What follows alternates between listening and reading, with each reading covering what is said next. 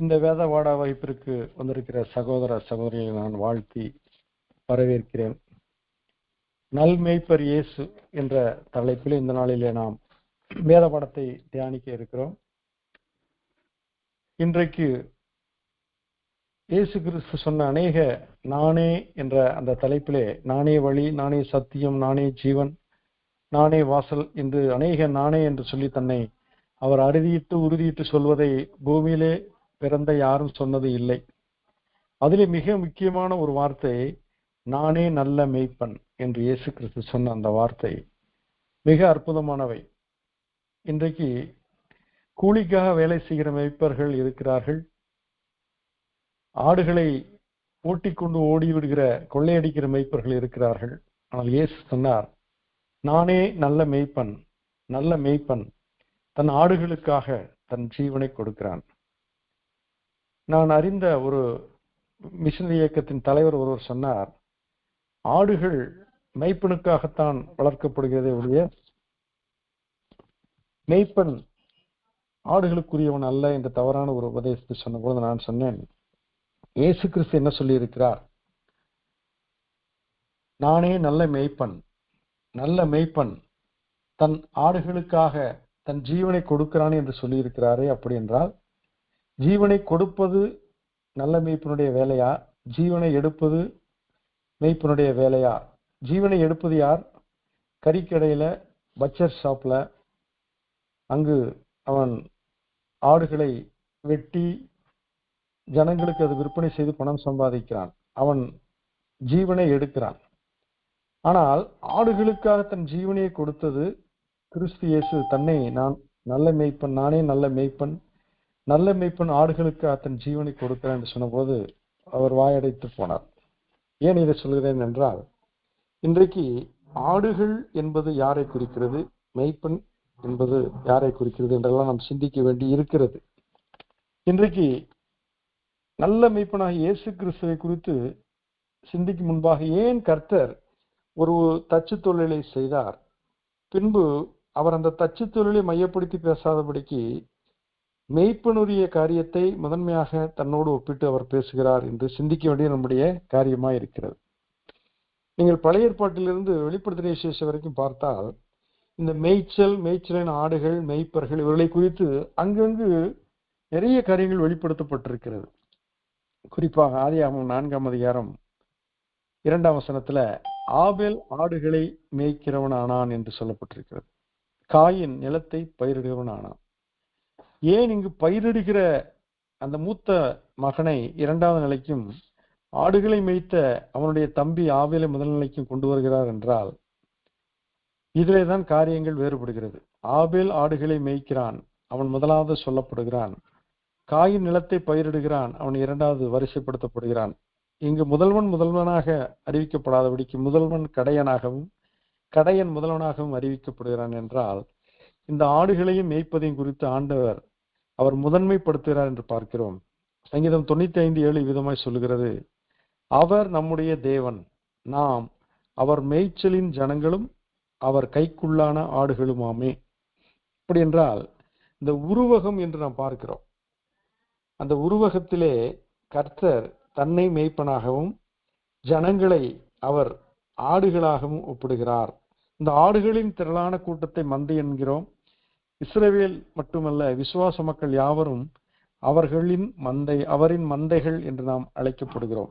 அவர் நம்முடைய தேவன், நாம் அவர் மேய்ச்சலின் ஜனங்களும் அவர் கைக்குள்ளான ஆடுகளுமாமே என்று சொல்லப்பட்டிருக்கிறது. இங்கு ஆபேல் ஆடுகளை மேய்ப்பது முதன்மைப்படுத்தப்பட்டு பயிரிடுகிற காயின் பின்னாலே வைக்கப்படுகிறான் என்றால், ஆடுகளை மேய்ப்பதே தேவன் ஒரு மேன்மையான காரியமாக அவர் வைத்திருக்கிறார். இதுல இன்னும் அநேக ஆண்டவருடைய அழைப்பு பெற்றவர்கள் யாவரும் ஆடுகளை மேய்க்கிற பணிகளை செய்தார்கள். குறிப்பாக விசுவாசியின் தகப்பனாகிய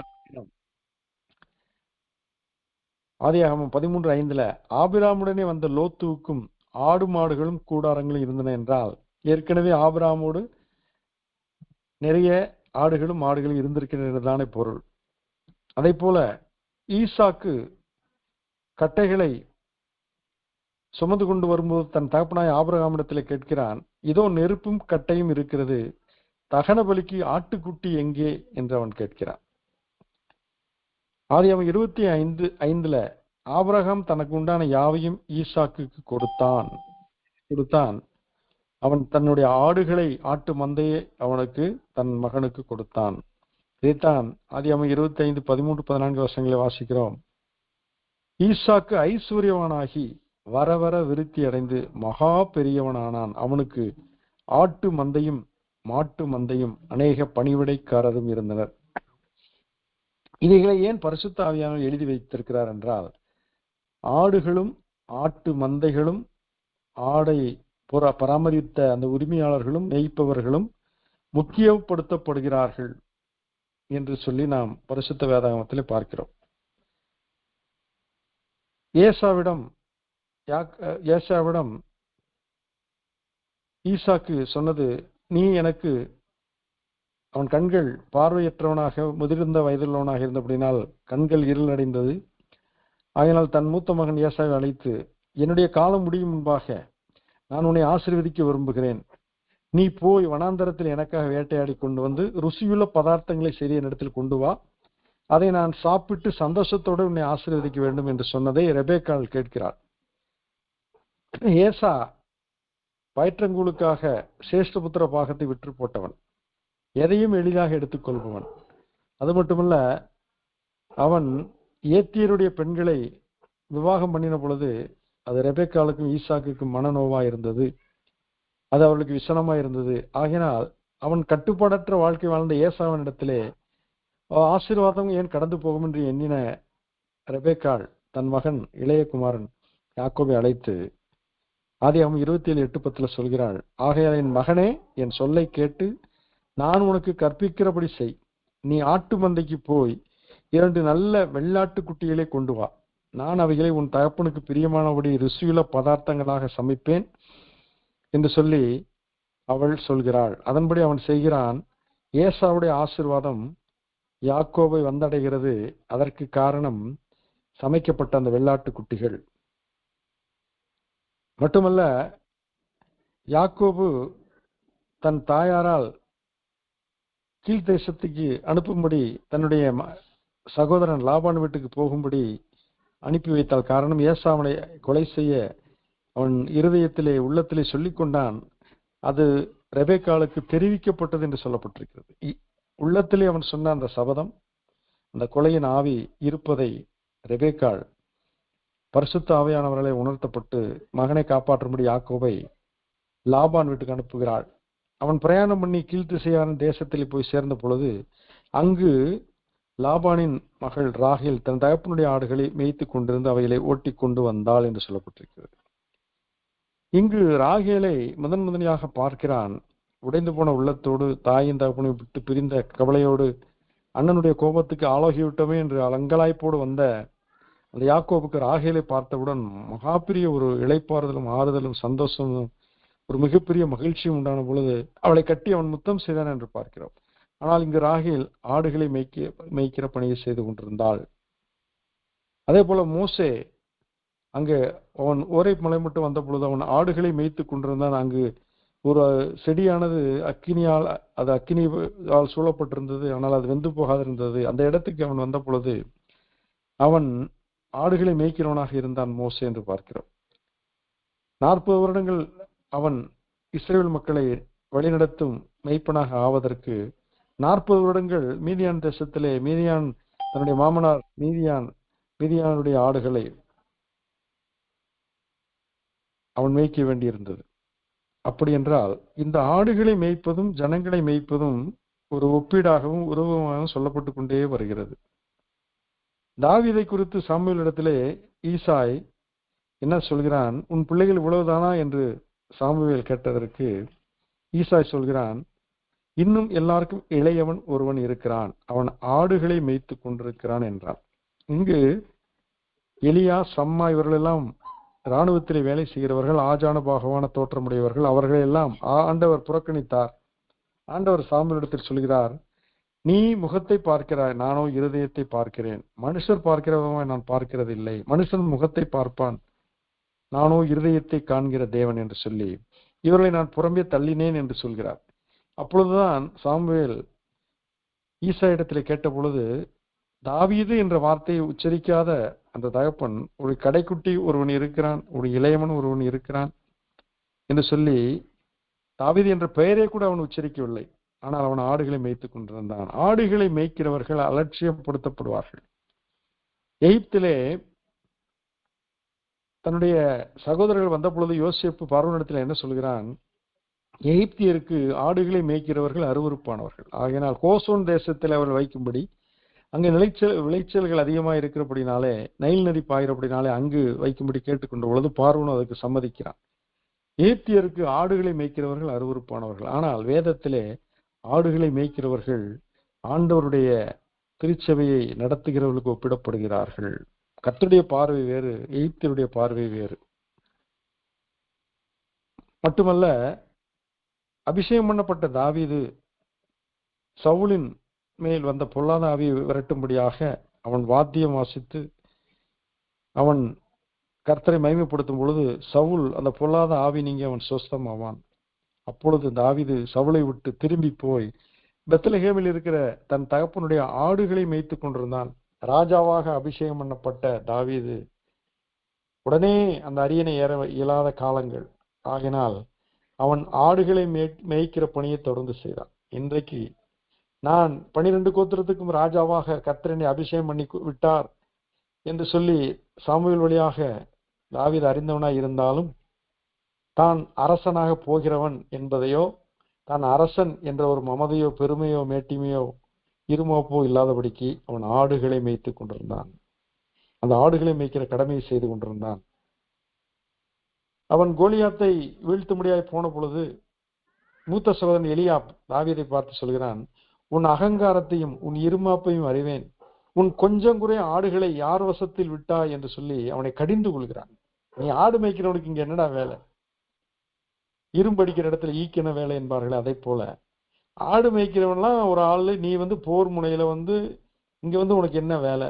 அப்பதான் தாவீது சொல்றான், நான் இங்க வந்ததற்கு ஒரு முகாந்தரம் இல்லையா என்கிறான். என்ன நடந்தது? அவன் சவுலிடத்திலே போன பொழுது அவன் சொல்கிறான், ஒரு முறை ஒரு விசை ஒரு சிங்கம் வந்தது, ஒரு கரடி வந்தது, என் ஆடுகளையும் ஆட்டுக்குட்டிகளையும் காப்பாற்றும்படி நான் அவைகளை கொன்று போட்டேன் என்கிறான். இவன்தான் இயேசு சொன்னபடி நல்ல மேய்ப்பன் ஆடுகளுக்காக தன் ஜீவனை கொடுக்கிறான் என்று இயேசுவோடு ஒப்பிடப்படுகிறான். தாவீதின் குமாரனே என்று கூப்பிடும் பொழுது இயேசு நிற்கிறார். காரணம், தாவீது தன் ஆடுகளுக்காக தன் ஜீவனையும் பொருட்படுத்தாதபடி போராடின ஒரு சிங்கத்தையும் ஒரு கரடியையும் வீழ்த்தி அவைகளை அழித்து ஆடுகளை காப்பாற்றினது போல கர்த்தர் தம்முடைய ஜீவனை சிலுவிலே கொடுத்து நம்மையெல்லாம் காப்பாற்றி இருக்கிறார்.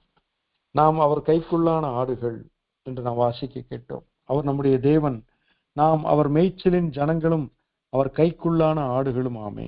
ஆகையினால் இந்த ஆடுகளை குறித்தும் மேய்ப்பனை குறித்தும் அறிவது இன்றைக்கு மிக மிக அவசியம். ஏனென்றால் இயேசு நல்மேய்ப்பர் என்று நாம் தலைப்பில் வைத்திருந்தாலும் அவர் எவ்விதமாய் இருக்க போகிறார், நல்மேய்ப்பராய் இருக்கிறார் என்பதை குறித்து நாம் சிந்திப்பதற்குத்தான் இந்த முன்னுரையை நாம் பார்த்துக் கொண்டிருக்கிறோம்.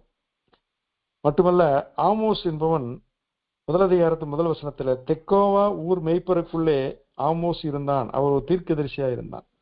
அவன் மேய்ப்பன், அதே வேளையிலே அவன் ஒரு தீர்க்கதரிசி.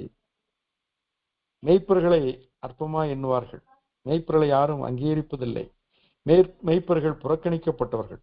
அவர்கள் மக்களை விட்டு ஆடுகளோடு அவர்கள் வாழ்ந்து கொண்டிருக்கிறவர்கள். அவர்களுக்கு என்று பாதுகாப்பு இல்லை. அவருடைய பயணங்களிலே பனி அவர்களை நனைக்கும், வெயில் அவர்களை தகிக்கும், மழை அவர்களை நனைக்கும். ஆனால் அதையெல்லாம் அவர்கள் கடந்து கால்களிலே கட்டைகள் ஏறினாலும் முள் குத்தினாலும் கல்லுகளால் காயப்பட்டாலும் அவருடைய பயணங்கள் சோர்ந்து போவதில்லை. அவர்களுக்கு உறக்கமில்லை, அவர்களுக்கு உணவில்லை, அவர்களுக்கு தாகம் இருந்தாலும் தண்ணீர் குடிப்பதற்கு நேரமில்லை. அவர்கள் இங்கும் அங்கும் ஓடிக்கொண்டு இந்த ஆடுகளை பராமரித்து இந்த ஆடுகளுக்காக தங்கள் வாழ்க்கையே கொடுத்து கொண்டிருக்கிறவர்கள். இந்த மெய்ப்பொருளை குறித்தும் ஆடுகளை குறித்தும் சிந்திக்கிற பொழுது நல்மெய்ப்பராய் இயேசுவை குறித்து சிந்திக்க நாம் அழைக்கப்படுகிறோம். பாருங்கள், கடவுள் மனிதனாக பிறக்க வேண்டும் என்று சொல்லி கண்ணதாசன் என்ற கவிஞர் பாடினார். கடவுள் மனிதனாக பிறந்தார் என்று அவர் அறிந்த பின்பு இயேசு காவியத்தை எழுதி தன் வாழ்க்கை ஓட்டத்தை அவர் முடித்தார். அவர் சொல்கிறார், நான் எழுதின காவியங்களில் இரவாத காவியம் இயேசு காவியம் என்று சொல்லி அவர் இறுதியாக தன் காரியத்தை முடித்தார். அவர் சொன்னபடி வேதத்திலே குறிப்பிட்டபடி இயேசு கிறிஸ்து கடவுள் மனிதனாக பிறந்த பொழுது இந்த நல்ல செய்தி முதலாவதாக வெளிப்படுத்தப்பட்டது, அறிவிக்கப்பட்டது யாருக்கு என்றால் லூக்கா 2:8 அப்பொழுது அந்த நாட்டிலே மேய்ப்பர்கள் வயல்வெளியில் தங்கி ராத்திரியிலே தங்கள் மந்தையை காத்து கொண்டிருந்தார்கள். ராத்திரியிலே தூங்க வேண்டும். தூங்குகிறவர் ராத்திரியிலே தூங்குவார்கள் என்று வேதம் சொல்லியிருக்கிறது. இரவை ஓய்வெடுப்பதற்கும் தூங்குவதற்கும் இளைப்பாறு செய்வதற்கும் கர்த்தர் கொடுத்திருக்கிறார். ஆனால் இந்த மேய்ப்பர்களுக்கு அந்த காரியங்கள் ஒவ்வவில்லை. காரணம், அவர்கள் ராத்திரியிலே தங்கள் மந்தையை காத்து கொண்டிருந்தார்கள், விழித்து கொண்டிருந்தார்கள், உறக்கத்தை களைந்து போட்டிருந்தார்கள். அவர்கள் அந்த இரவின் பயங்கரத்துக்கு பயப்படாதபடிக்கு அவர்கள் அந்த ஆடுகளுக்கு காவலாளிகளாய் ஜாமக்காரர்களாய் இருந்தார்கள். அவர்களுக்குத்தான் கடவுள் மனிதனாக பிறந்தார் என்ற நற்செய்தி அறிவிக்கப்படுகிறது. எல்லா ஜனத்துக்கும் மிகுந்த சந்தோஷத்தை உண்டாக்கும் நற்செய்தி அவர்களுக்கு முதலாவதாக அறிவிக்கப்படுகிறது. காரணம், அவர்கள் ஆடுகளை மேய்க்கிற சாதாரண மேய்ப்பர்கள். ஆனால் அந்த கமிட்மெண்ட், அந்த இன்வால்மெண்ட், அந்த சாக்ரிஃபைஸ், அதை கர்த்தர் கண்டு கிறிஸ்து இயேசுவின் பிறப்பு அவர்களுக்கு முதலாவதாக தூதர்களால் அறிவிக்கப்படுகிறது. மெய்ப்பொருளை குறித்து மேலும் நாம் பார்க்கும் பொழுது பேதுரு மெய்ப்பொருளை குறித்து என்ன சொல்லியிருக்கிறார், தாவீது என்ன சொல்லியிருக்கிறார், ஆசாப் என்ன சொல்லியிருக்கிறார், சாலமோன், ஏசா என்ன சொல்லியிருக்கிறார் என்று சொல்லி நாம் சுருக்கமாக பார்ப்போம். 1 பேதுரு 5:2-4 என்ன பார்க்கிறோம்? உங்களிடத்தில் உள்ள தேவனுடைய மந்தையை நீங்கள் மேய்த்து கட்டாயமாய் அல்ல, மனப்பூர்வமாயும் அவலட்சணமான ஆதாயத்திற்காக அல்ல, உற்சாக மனதோடும் சுதந்திரத்தை இருமாப்பாய் ஆளுகிறவர்களாக அல்ல, மந்தைக்கு மாதிரிகளாகவும் கண்காணிப்பு செய்யுங்கள்.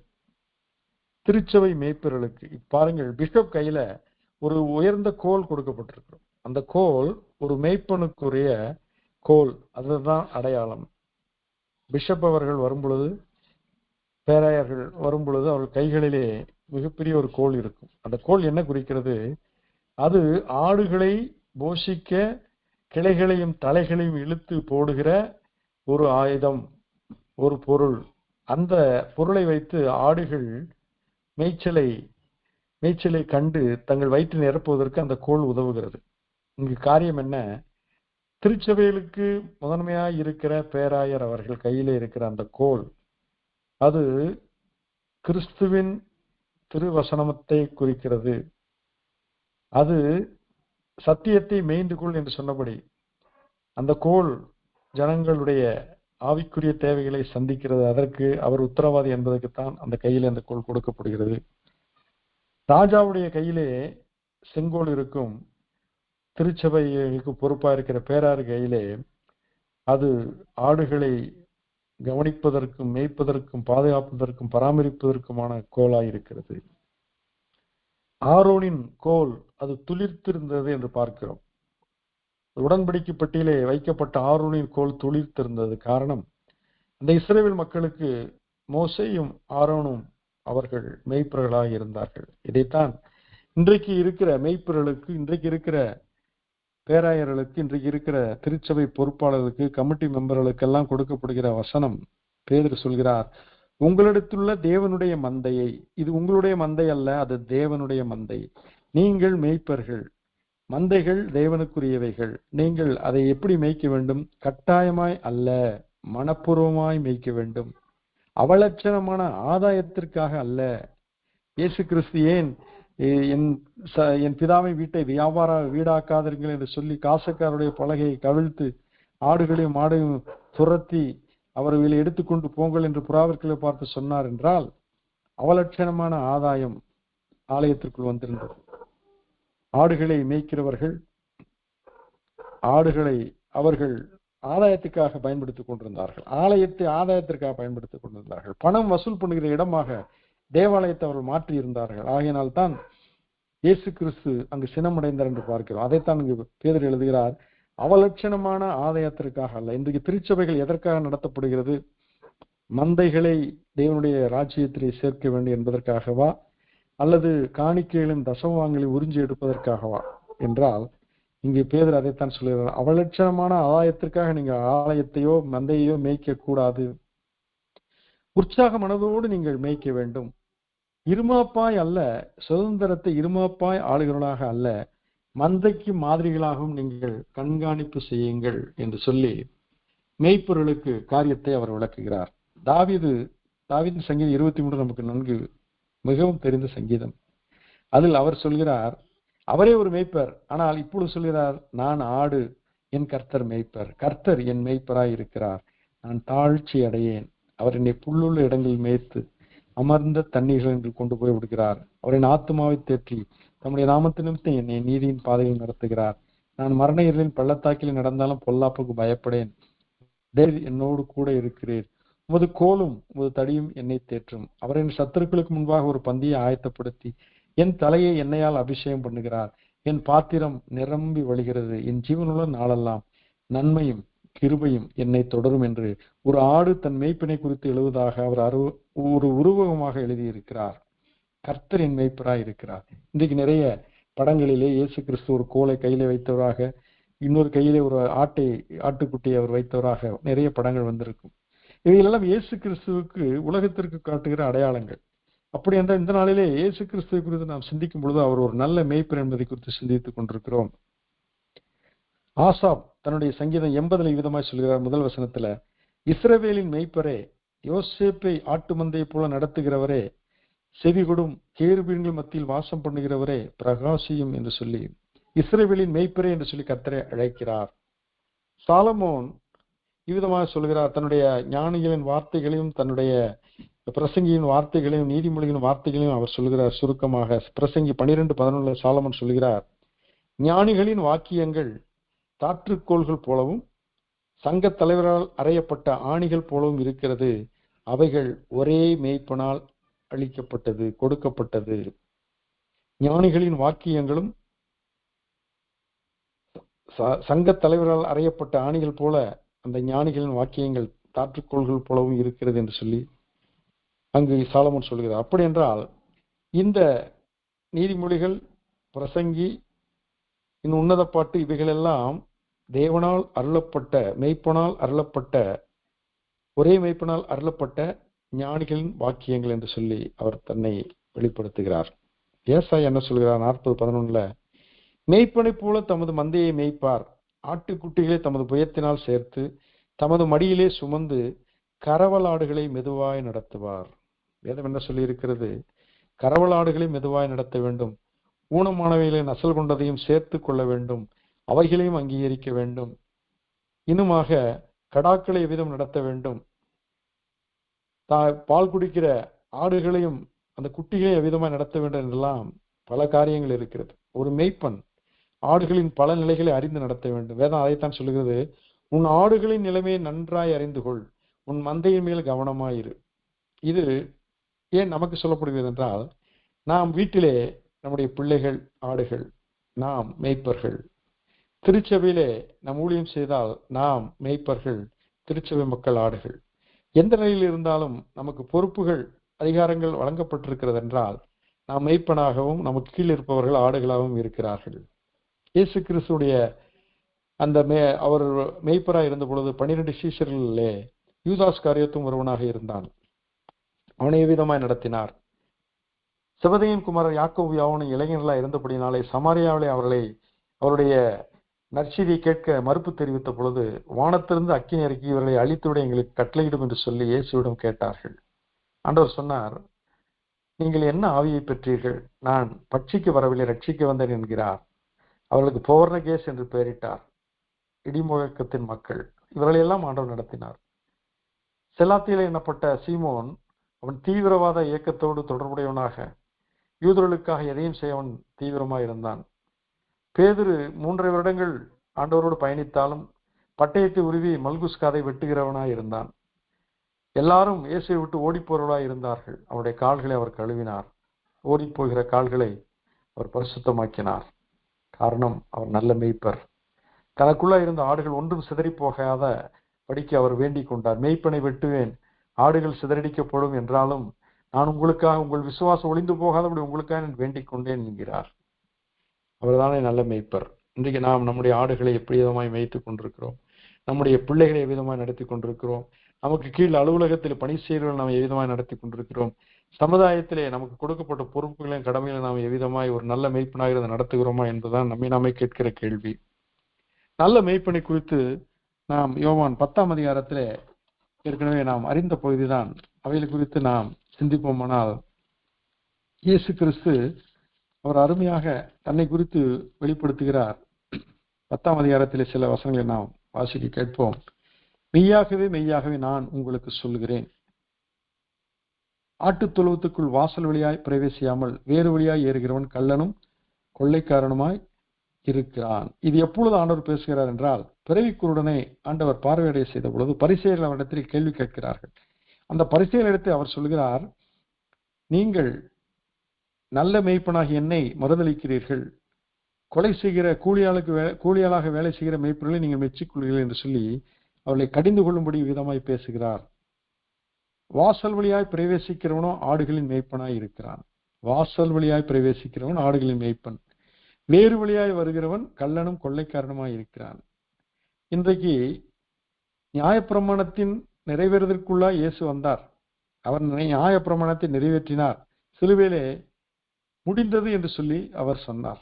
ஆனால் நியாயப்பிரமாணத்தை மீறுகிறவர்களாய் பரிசேயர்களும் சதுசேயர்களும் நியாயப்பிரமாணிகளும் இருந்தார்கள். அதைத்தான் இயேசு சொன்னார், நீங்கள் மனிதர் சுமப்பதற்கு அரிதான சுமைகளை சுமத்துகிறீர்கள், நீங்களும் உங்கள் விரலினாலும் அதை தொடுவதில்லை என்றார்.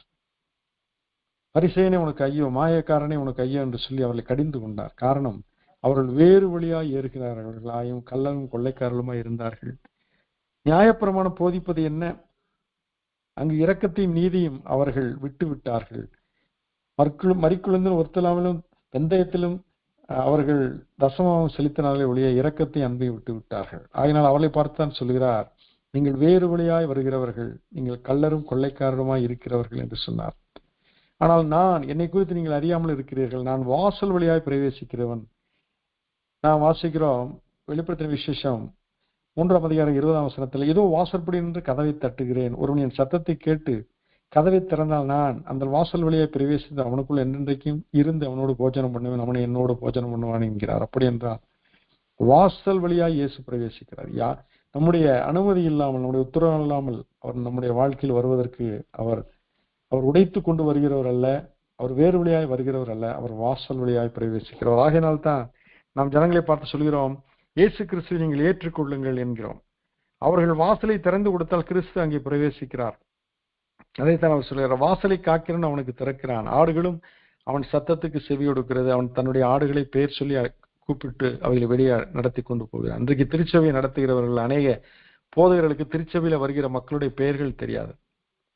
தங்களுக்கு காணிக்க தசமபாகம் சௌகரியங்கள் கொடுக்கிறவர்களுடைய பெயரை நன்கு அறிந்திருக்கிறவர்கள், சாதாரண மக்களுடைய பெயர்களை அறியாதவர்களாக இருக்கிறார்கள். ஆனால் இங்கே என்ன பார்க்கிறோம், அவன் ஆடுகளை பெயர் சொல்லி கூப்பிட்டு அவளை வெளியே நடத்தி கொண்டு போகிறான். அவன் பெயர் சொல்லி அழைக்கிறான், ஆடுகளுக்கு பெயர் வைக்கிறான்.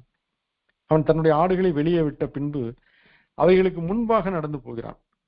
இங்கு ஆடுகள் நம் தேசத்துல ஆடுகள் முன்னால் போகும், மேய்ப்பன் பின்னாலே விரட்டி கொண்டு ஓடுவான். ஆடுகள் எங்கெங்கு போகிறது அங்கெல்லாம் மேய்ப்பன் ஓடிக்கொண்டிருப்பான். ஆனால் இஸ்ரேல் தேசத்துல மேய்ப்பன் முன்னால் செல்வான், ஆடுகள் அவன் பின்னால் செல். இதுதான் முறையான ஒரு மேய்ச்சல். இன்றைக்கு விசுவாச மக்களை தேடி மேய்ப்பர்கள் ஓடிக்கொண்டிருக்கிறார்கள். ஆனால் மேய்ப்பர்கள் முன்மாதிரியாக இருக்க வேண்டும். அவர்கள் முதல்வராய் முன்னின்று நடத்த வேண்டும். ரோல் மாடலை அவர்கள் வைத்திருக்க வேண்டும். குற்றம் சாட்டப்படாதவர்களாக இருக்க வேண்டும். ஒரே மனைவியுடைய புருஷர்களாக இருக்க வேண்டும். தங்கள் பிள்ளைகளை எல்லாவித நல்லொடுக்கத்தோடும் கீழ்ப்படிய பண்ணவர்களாக இருக்க வேண்டும். மூப்பொருளை குறித்து விதமாக சொல்லப்படுமானால் இங்கு மெய்ப்பொருளை குறித்து என்ன சொல்வது? ஆடுகளை அவர்கள் அறிந்திருக்கிறார்கள், பெயர் சொல்லி அழைக்கிறார்கள்.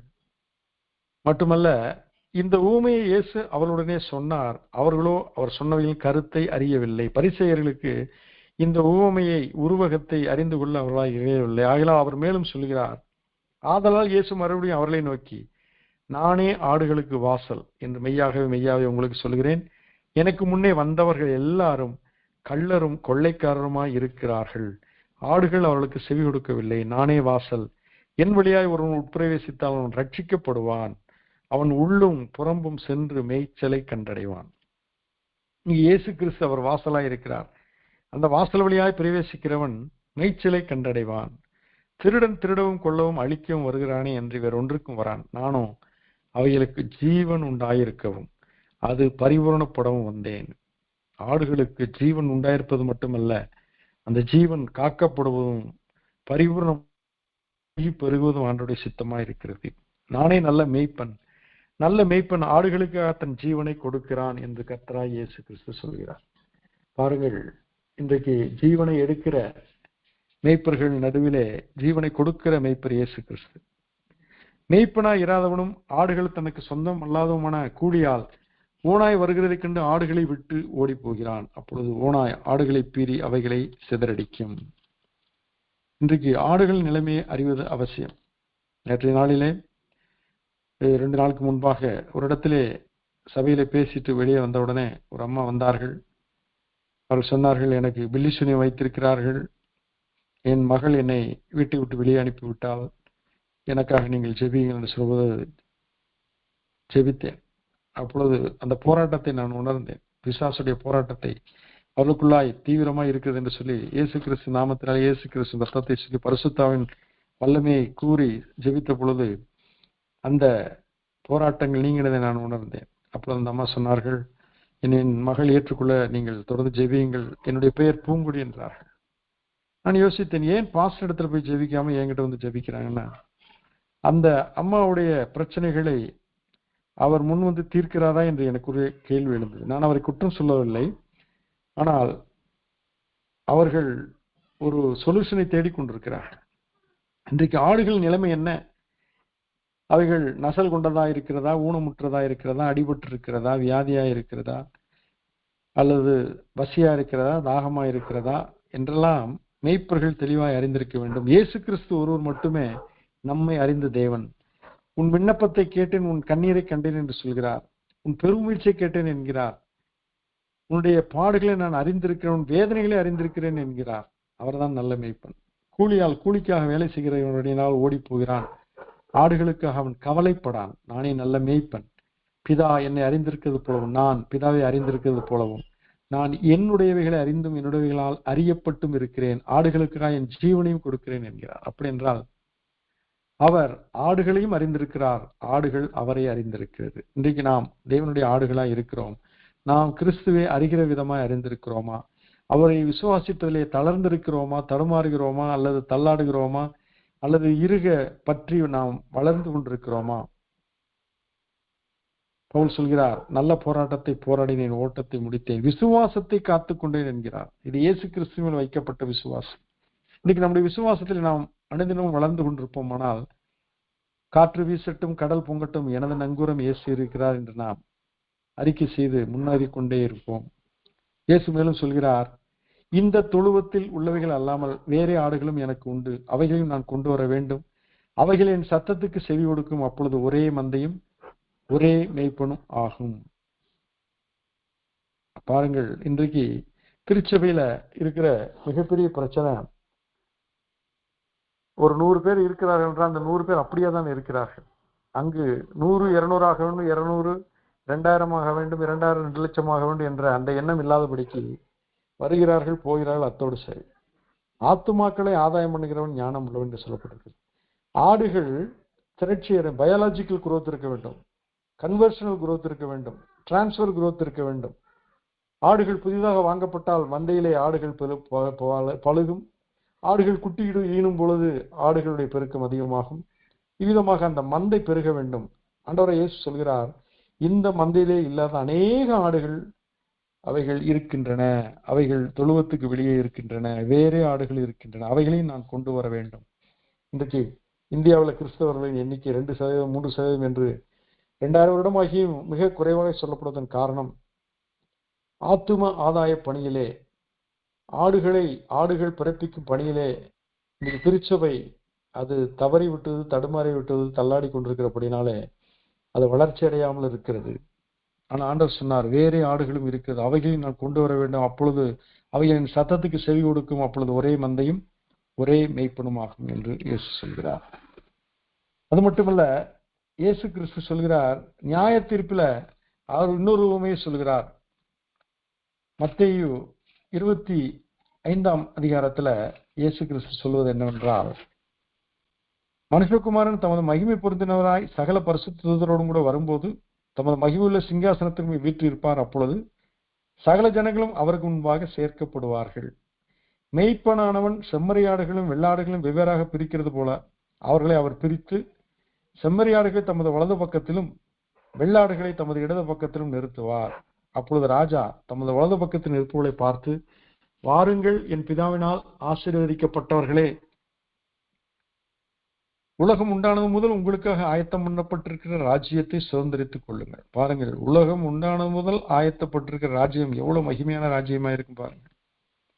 பசியாயிருந்த எனக்கு போஜனம் கொடுத்தீர்கள், தாகமாயிருந்தேன் தாகத்தை தீர்த்தீர்கள், அந்நியனாயிருந்தேன் வஸ்திரமில்லாதிருந்து எனக்கு வஸ்திரம் கொடுத்தீர்கள், வியாதியாயிருந்து என்னை விசாரிக்க வந்தீர்கள், காவலில் இருந்து என்னை பார்க்க வந்தீர்கள் என்பார். அப்பொழுது நீதிமான்கள் அவருக்கு பிரதியுத்தரமாக, ஆண்டவரே, நாங்கள் எப்பொழுது உண்மை பசியுள்ளவராக கண்டு உமக்கு போஜனம் கொடுத்தோம், எப்பொழுது உண்மை தாகமுள்ளவராக கண்டு உங்களுடைய தாகத்தை தீர்த்தோம், எப்பொழுது உண்மை அந்நீராக கண்டு உண்மை சேர்த்துக் கொண்டோம், எப்பொழுது உண்மை வஸ்திரமுள்ளவராக கண்டு உங்க வஸ்திரம் கொடுத்தோம், எப்பொழுது உண்மை வியாதி உள்ளவராகவும் காவலில் இருக்கிறவராகவும் கண்டு உம்மிடத்தில் வந்தோம் என்பார்கள். அதற்கு ராஜா பிரதியுத்தரமாக, மிகவும் சிறியவராக என் சகோதரரான இவர்களில் ஒருவனுக்கு நீங்கள் எதை செய்தீர்களோ அதை எனக்கே செய்தீர்கள் என்று மெய்யாகவே உங்களுக்கு சொல்கிறேன் என்பார்.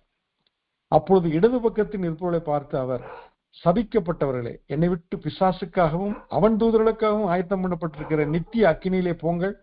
பசியாயிருந்தேன், நீங்கள் எனக்கு போஜனம் கொடுக்கவில்லை, தாகமாயிருந்தேன், நீங்கள் என் தாகத்தை தீர்க்கவில்லை, அந்நியனாய் இருந்தேன், நீங்கள் என்னை சேர்த்து கொள்ளவில்லை, வஸ்திரமில்லாதிருந்தேன், நீங்கள் எனக்கு வஸ்திரம் கொடுக்கவில்லை, வியாதி உள்ளவனாயும் காவலில் அடைக்கப்பட்டவனாயும் இருந்தேன், நீங்கள் என்னை விசாரிக்க வரவில்லை என்பார். அப்பொழுது அவர்கள் அவருக்கு பிரதியுத்தரமாக, ஆண்டவரே, உம்மை பசியுள்ளவராகவும் தாகமுள்ளவராகவும் அந்நியராகவும் வஸ்திரம் இல்லாதவராகவும் வியாதிப்பட்டவராகவும் காவலில் அடைக்கப்பட்டவராகவும் நாங்கள் எப்பொழுது கண்டு உமக்கு உதவி செய்யாதிருந்தோம் என்பார்கள். அப்பொழுது அவர் அவர்களுக்கு பிரதியுத்தரமாக, மிகவும் சிறியவர்களாகி இவர்களில் ஒருவனுக்கு நீங்கள் எதை செய்யாதிருந்தீர்களோ அதை எனக்கே செய்யாதிருந்தீர்கள் என்று மெய்யாகவே உங்களுக்கு சொல்கிறேன் என்பார். அந்தப்படி இவர்கள் நித்திய ஆக்கினை அடையவும் நீதிமான்களோ நித்திய ஜீவனை அடையவும் போவார்கள் என்றார். இங்கு ஒரு முன்வருகிற ஒரு நியாய தீர்ப்பு அழகாய் சொல்லப்படுகிறது. 2 விதமான ஆடுகள், செம்மறி ஆடுகள், வெள்ளாடுகள். செம்மறி ஆடுகள் மந்தைகளாக இருக்கும், கூட்டமாக இருக்கும், மேய்ப்பினுடைய சத்தத்தை கேட்டு அவைகள் கீழ்ப்படியும், அவர்கள் இணங்கி நடக்கும், சாய்ந்தால் சாய்கிற செம்மறி ஆடுகளைப் போல என்பார்கள். ஒரு செம்மறி ஆடு போனால் மற்ற செம்மறி ஆடு அதனோடு இணைந்து செல்லும். கூட்டமாக இருப்பதுதான் செம்மறி ஆடுகள். திருச்சபை இன்றைக்கு, குடும்பம் இன்றைக்கு இவ்விதமான ஒற்றுமையோடு இருக்க வேண்டும். ஆனால் வெள்ளாடுகள் அப்படி இல்லை. கோபுரத்தை அளிக்கும் வெள்ளாடுகள் என்பார்கள், தன் இஷ்டத்துக்கு ஓடுகிற வெள்ளாடுகள்.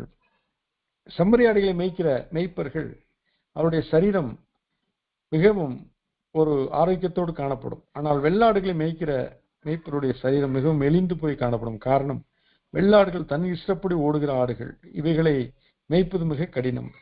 இந்த வெள்ளாடுகள் தான் சபிக்கப்பட்டவர்களாகவும் செம்மறியாடுகள் ஆசீர்வதிக்கப்பட்டவர்களாகவும் கொடுக்கப்படுகிறது.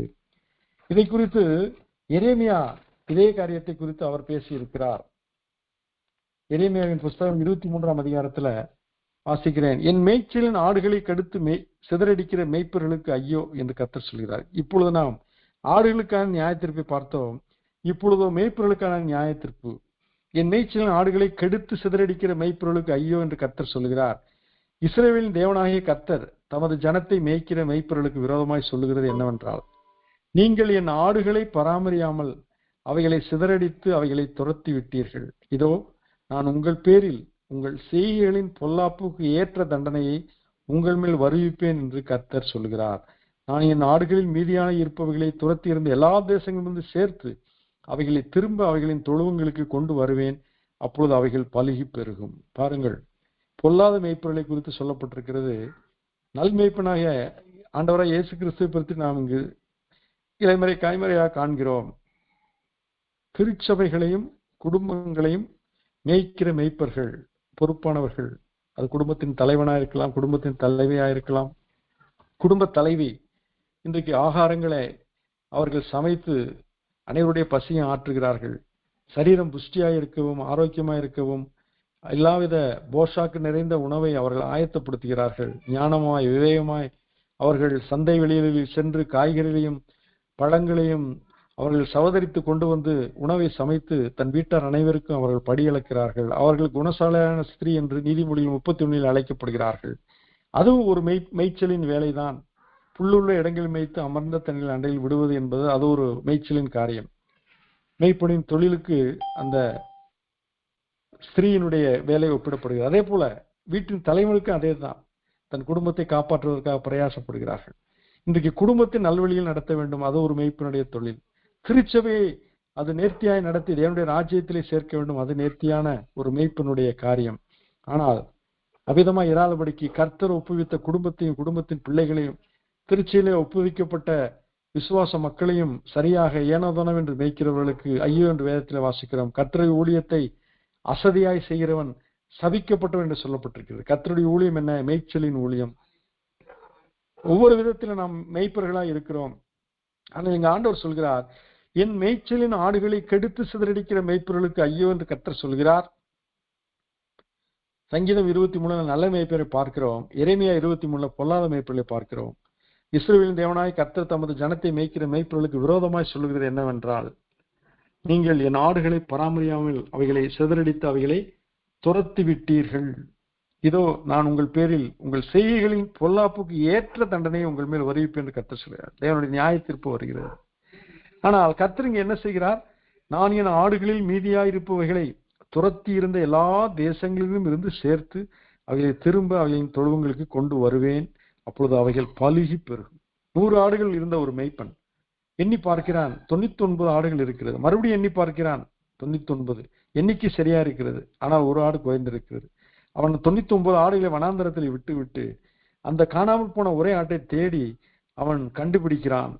மிக தொலைவிலே போயிருக்கலாம், பள்ளத்திலே விழுந்திருக்கலாம், குழியிலே விழுந்திருக்கலாம், முட்புதரிலே சிக்கி இருக்கலாம். எது எப்படியோ அவன் அந்த ஆட்டை கண்டுபிடித்து அதை அடியாமல், அதை கோபிக்காமல், அதை தன் தோளிலே போட்டு கொண்டு வந்து ஆடுகளை, மற்ற 99 ஆடுகளையும் அவன் நடத்தி கொண்டு வந்து இந்த ஆட்டை மட்டும் தோளிலே போட்டு கொண்டு வந்து தன் அயலகத்தாரோடு சந்தோஷப்பட தொடங்கினான் என்று சொல்லப்பட்டிருக்கு. அப்படி என்றால் காரியம் என்ன?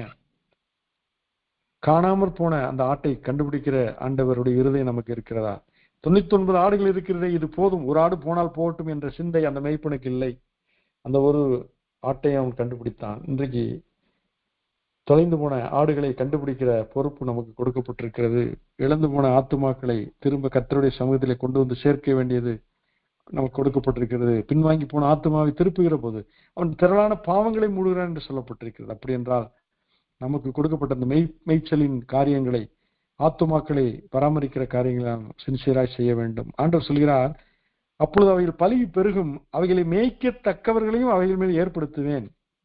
இனி அவைகள் பயப்படுவதும் இல்லை, கலங்குவதும் இல்லை, காணாமற் போவதும் இல்லை என்று கர்த்தர் சொல்கிறார். இது நாட்கள் வரும் என்று கர்த்தர் சொல்கிறார். அப்பொழுது தாவீதுக்கு ஒரு நீதியுள்ள கிளையை எழும்ப பண்ணுவேன். அவர் ராஜாவாய் இருந்து ஞானமாய் ராஜரிகம் பண்ணி பூமியிலே நியாயத்தை நீதியை நடப்பிப்பார். இதுதான் இயேசு கிறிஸ்துவை குறித்து சொல்லப்பட்டிருக்கிறது.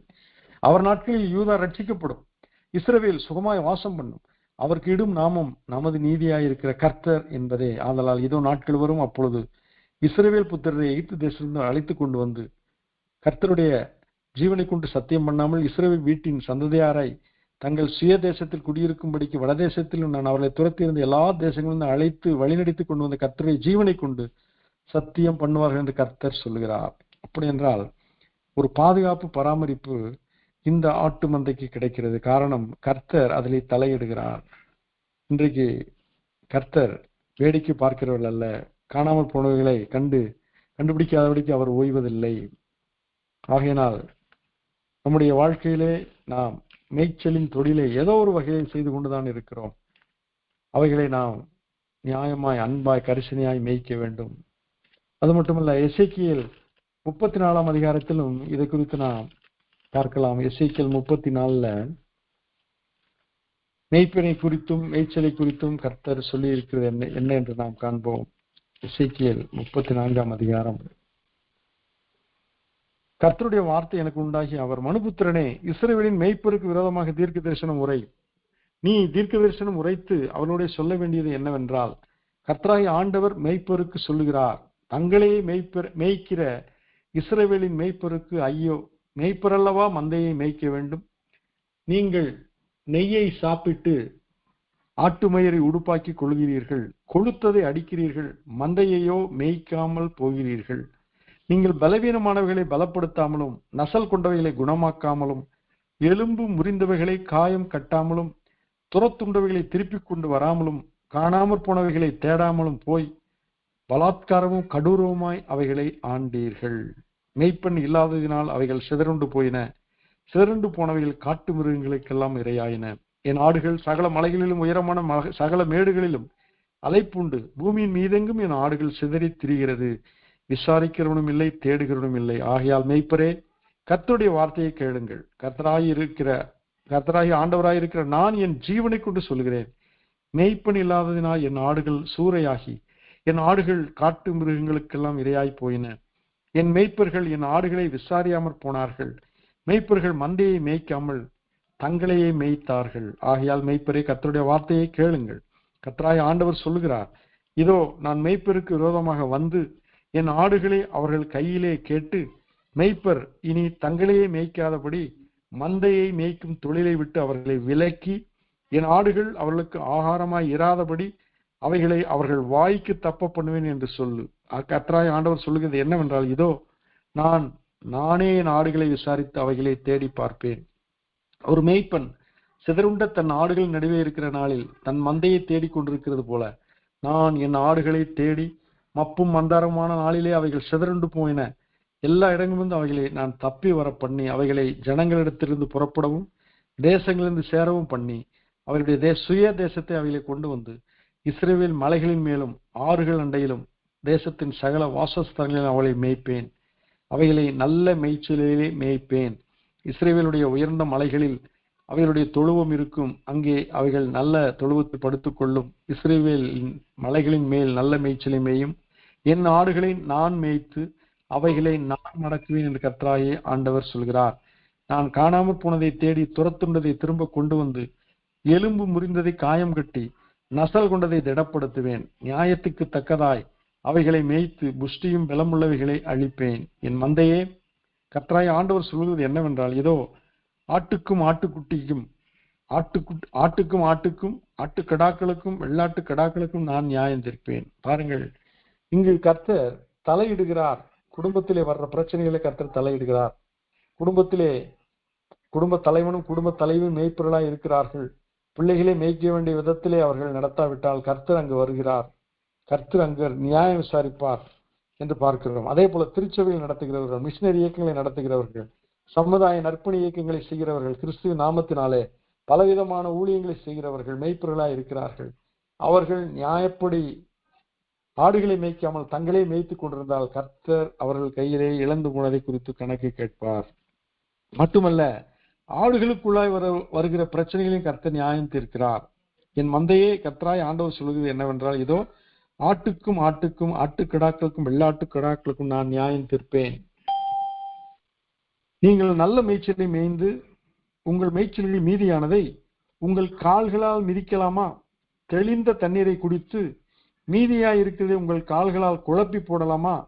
என் ஆடுகள் உங்கள் கால்களால் மிதிக்கப்பட்டதை மேயவும் உங்கள் கால்களால் குழப்பப்பட்டதை குடிக்கவும் வேண்டுமோ? ஆகையால் கர்த்தராகிய ஆண்டவர் அவைகளை நோக்கி, இதோ நானே கொழுத்த ஆடுகளுக்கும் இளைத்த ஆடுகளுக்கும் நியாயம் தீர்ப்பேன். நீங்கள் பலவீனமாய் இருக்கிறவைகளை எல்லாம் புறம்பாக்கி சிதற பண்ணும்படி அவைகளை பக்கத்தினாலும் முன்னந்தொடையினாலும் தள்ளி உங்கள் கொம்புகளை கொண்டு முட்டுகிறபடினாலே நான் என் ஆடுகளை இனி சூறையாகாதபடிக்கு ரட்சித்து ஆடுகளுக்கும் நியாயம் தீர்ப்பேன். அவர்களை மேய்க்கும்படி என் தாசனாகிய தாவீது என்னும் ஒரே மேய்ப்பனை நான் அவர்கள் மேல் விசாரிப்பாய் இருக்க ஏற்படுத்துவேன். அவர்களை மேய்த்து அவரே அவர்களுக்கு மேய்ப்பனாய் இருப்பார். கர்த்தராய் நான் அவர்களுக்கு தேவனாக இருப்பேன். என் தாசனாகிய தாவீது அவர்கள் நடுவில் அதிபதியாய் இருப்பார். கர்த்தராக நான் இதை சொன்னேன். நான் அவர்களோடு சமாதான உடன்படிக்கை செய்து துஷ்ட மிருகங்களை தேசத்தில் இராதபடிக்கு ஒழிய பண்ணுவேன். அவர்கள் சுகமாய் வனாந்தரத்தில் தாபரித்து காடுகளில் நித்திரை பண்ணுவார்கள். நான் அவர்களையும் என் மேற்றின் சுற்றுப்புறங்களையும் ஆசீர்வாதமாக்கி ஏற்ற காலத்திலே மழையை பெய்ய பண்ணுவேன். ஆசீர்வாதமான மழை பெய்யும். பாருங்கள், ஒரு மேய்ச்சலுக்கும் மேய்ப்பருக்கும் ஆண்டவர் கொடுக்கிற வாக்குத்தத்தம் என்ன? குடும்பத்தையும் திருச்சபைகளையும் மிஷினரி இயக்கங்களையும் சமூக நற்பணிகளையும் இன்னும் கிறிஸ்துவின் நாமத்தை சொல்லி நடத்துகிற அனைத்து ஊழியங்களையும் கர்த்தர் எவ்விதமாய் ஆசீர்வதிக்கிறார் என்றால், நான் அவர்களையும் என் மேற்றின் சுற்றுப்புறங்களையும் ஆசீர்வாதம் ஆக்கி ஏற்ற காலத்திலே மழையை பெய்ய பண்ணுவேன். ஆசீர்வாதமான மழை பெய்யும். வெளியின் விருட்சங்கள் தங்கள் கனியை தரும். பூமி தன் பலனை கொடுக்கும். அவர்கள் தங்கள் தேசத்தில் சுகமாயிருப்பார்கள். நான் அவர்கள் நுகத்தின் கயிறுகளை அறுத்து அவர்களை அடிமை கொண்டவரின் கைக்கு அவர்களை நீங்களாக்கி விடுவிக்கும் போது நான் கர்த்தர் என்று அறிந்து கொள்வார்கள். இனி அவர்கள் புறஜாதிகளுக்கு கொள்ளையாவதில்லை, பூமியின் மிருகங்கள் அவர்களை பட்சிப்பதும் இல்லை, தத்தளிக்க பண்ணுவார் இல்லாமல் சுகமாய் தங்குவார்கள். நான் அவர்களுக்கு கீர்த்தி பொருந்திய ஒரு நாற்றை எழும்ப பண்ணுவேன். அவர்கள் இனி தேசத்திலே பஞ்சத்தால் வாரிக்கொள்ளப்படுவதும் இல்லை, இனி புறஜாதிகள் செய்யும் அவமானத்தை சுமப்பதும் இல்லை. தங்கள் தேவனாகிய கர்த்தராயிருக்கிற நான் தங்களோடே இருக்கிறதையும் இஸ்ரவேல் வம்சத்தாராகிய தாங்கள் என் ஜனமாய் இருக்கிறதையும் அவர்கள் அறிந்து கொள்வார்கள் என்று கர்த்தராய் ஆண்டவர் சொல்கிறார். என் மந்தையும் என் மேய்ச்சலின் ஆடுகளுமாகிய நீங்கள் மனுஷர், நான் உங்கள் தேவன் என்று கர்த்தராகிய ஆண்டவர் உரைக்கிறார் என்று சொல் என்றார். வாசித்து கேட்ட பகுதியிலே ஆண்டவர் சொல்கிறார், நான் உங்களை ஆசீர்வதிப்பேன், உங்களை பாதுகாப்பேன் என்று கர்த்தர் வாக்கு கொடுக்கிறார்.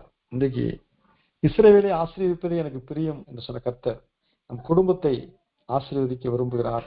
நம் குடும்பத்தை எப்படி மருத்துவச்சின் குடும்பத்தை எகிப்தில் தலைக்க செய்தார், அதே போல நம் குடும்பத்தை தலைக்க செய்ய கர்த்தர் விரும்புகிறார். என் நாம் தெரித்த ஜனங்கள் தங்களை தாழ்த்தி தங்கள் பொல்லாதவர்களை விட்டு திரும்பி என் முகத்தை தேடும் பொழுது தேசத்துக்கே சேமத்தை கொடுப்பேன் என்று சொன்ன கர்த்தர் இன்றைக்கு நாம் நம்மை தாழ்த்தும் பொழுது, மெய்ப்பர் என்ற பொறுப்பில் இருக்கிற நாம் நல்ல மெய்ப்பராய் இயேசுவை கவனித்து, பிரதான மெய்ப்பராய் இயேசுவை கவனித்து, அவர் வரும் பொழுது அந்த வாடாத கிரீடத்தை பெறும்படியாக நாம் நல்ல மெய்ப்பர்களாக நம்முடைய குடும்பத்துக்கும் நம்முடைய திருச்சபைக்கும் இந்த சமுதாயத்துக்கும் நாம் இருக்கும் பொழுது ஆடுகள் அமைதியாய் தங்கும், அவைகள் தாபரித்திருக்கும், அவைகள் சமாதானமாய் இருக்கும், அவைகள் பாதுகாக்கப்படும். இதைத்தான் கர்த்தர் சொல்கிறார்.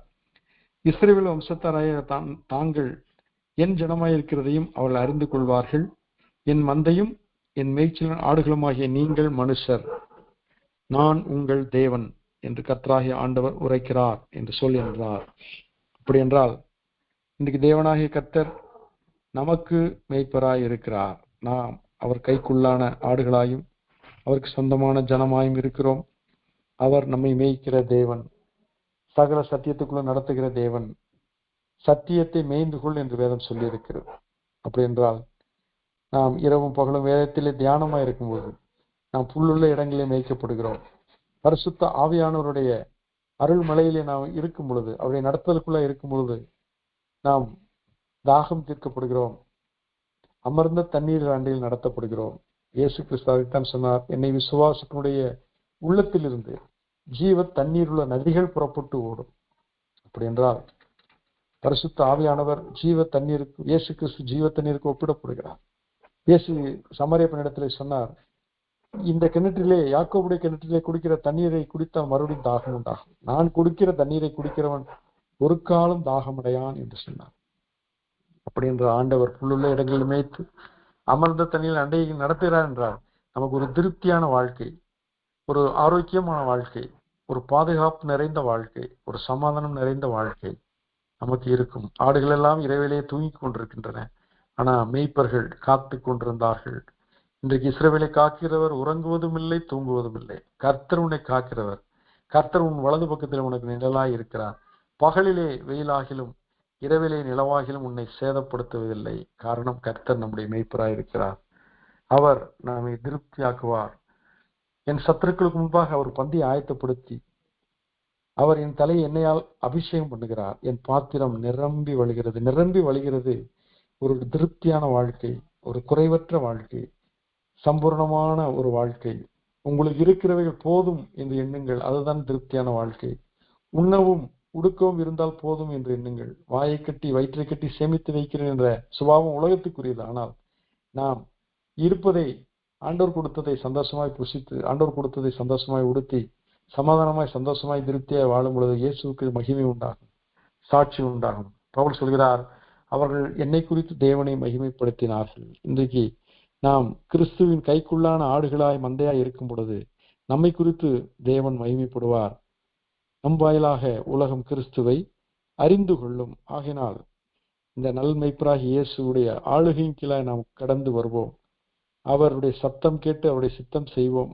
சொல்லும் ஆண்டவரே அடியேன் கேட்கிறேன் என்று சொன்ன சாமுவேலை போல அவன் அந்த வார்த்தையை சொன்னபடினாலே சாமுவேலுடைய தீர்க்கதரிசனத்தில் ஒன்றையும் கர்த்தர் தரையிலே விளைவிடவில்லை என்று சொல்லப்பட்டிருக்கிறது. அப்படி என்றால் நாம் அவருக்கு கீழ்ப்படுகிற அந்த அருமையான காரியம் நமக்கு மேன்மையான காரியத்தை தரும். பலியை பார்க்கலும் கீழ்ப்படிதலும், ஆட்டுக்கடாக்களின் இனத்தை பார்க்கலும் செவி கொடுத்தலும் உத்தமம் என்று அங்கு சாமுவேல் சவுலிடம் சொல்வதை பார்க்கிறோம். அப்படி என்றால் இன்றைக்கு கர்த்தர் நம்மிடத்தில் எதிர்பார்க்கிற காரியம், என் ஆடுகளின் சத்தத்துக்கு செவி கொடுக்க என்று நல்மைப்பர் சொல்கிறார். அப்படி என்றால் அனுதினமும் அவருடைய சத்தம் கேட்க வேண்டும். அவருடைய சத்தம் கேட்டு அவருடைய சித்தத்துக்குள் இருக்க வேண்டும். எல்லாவற்றுக்கும் மேலாக அவருடைய ஆளுகைக்குள்ளா இல்லாதபடிக்கு நாம் வெளியே போனால் காணாமல் போய்விடுவோம். அவருடைய ஆளுகைக்குள் நாம் இருக்க வேண்டும். வேதம் என்ன சொல்லியிருக்கிறது? யூதாஸ்காரியாத் புறப்பட்டு போனான், அது ராக்காலமாய் இருந்தது. அவனுக்கு தெரியவில்லை, கர்த்தருடைய ஆளுகையை விட்டு அவன் புறப்பட்டு போகிறான். ஆண்டவர் சொன்ன வருத்தத்தோடு சொன்ன, அவன் திறவாத இருந்தால் நலமாயிருக்கும். காரணம், என்னுடைய ஆளுகையையும் என்னுடைய மேய்ச்சலையும் விட்டு என் ஆட்டில் ஒன்று தாறுமாறாய் முரட்டாட்டம் பண்ணி அது போகிறது. ஆண்டவர் சொல்கிறார், ஆடுகளுக்கு நான் நியாயம் தீர்ப்பேன்.